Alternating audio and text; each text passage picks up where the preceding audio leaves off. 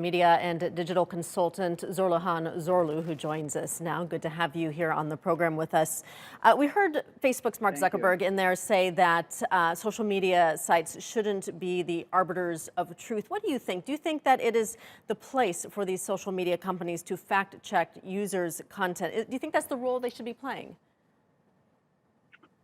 Thank you very much. I think this is a very interesting debate, and we're going to see that this debate is going to go on for a while. I mean, if you think that like Facebook and Twitter like platforms are giving users an enormous power to spread their ideas, and those ideas spread really fast on this platform, and then sometimes good ideas and sometimes bad ideas, and then when we see that like some of these news or some of these ideas spread, maybe sometimes possibly we find out that a few days later, the tweet that we read was not true, was not right. But the question is, who's going to determine what is true and what's not? I think the battle is sort of here, or the main question is here going to be like, who is going to be the single source of truth?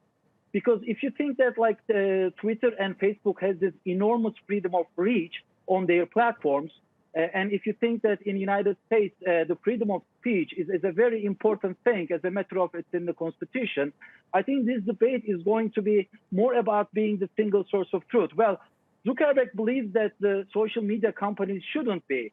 As a matter of fact, he established independent fact checkers to kind of like only monitor a portion of the posts that are on Facebook. However, Twitter is getting a different approach. Twitter believes that they can monitor every tweet and they can kind of like inform their users if they need more information about a certain idea.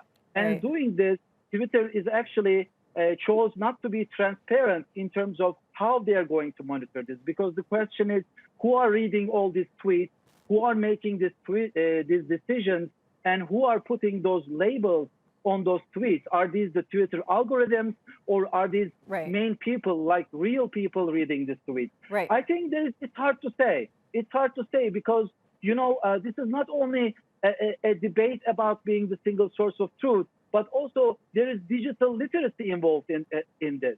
Because as you know, the new generations are born into digital, and they are more inclined to sort of fact check themselves, whatever they read on the internet.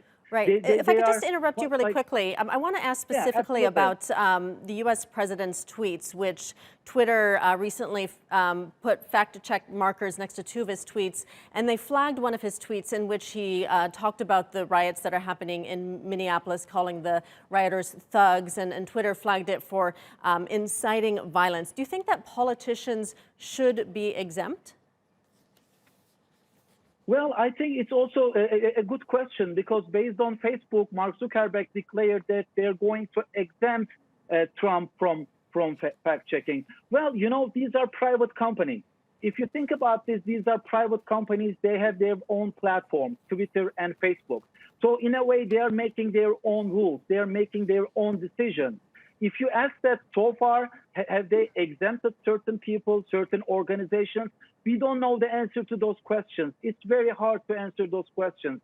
As a matter of fact, going into the election, for instance, you cannot run political ads on Facebook and Twitter. But this was not the case in the last election. So these companies also are changing their rules based on the feedback they collect from their users, and based on maybe their board of rooms are making these decisions. But should they be making these decisions if they are private companies?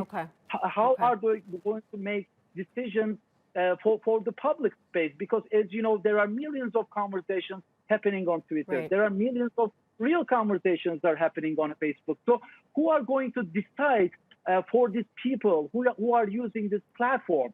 It's a very important question. And you know what? I'm sorry I cannot give you straight answers, because I don't have those straight answers, and I don't think that nobody does.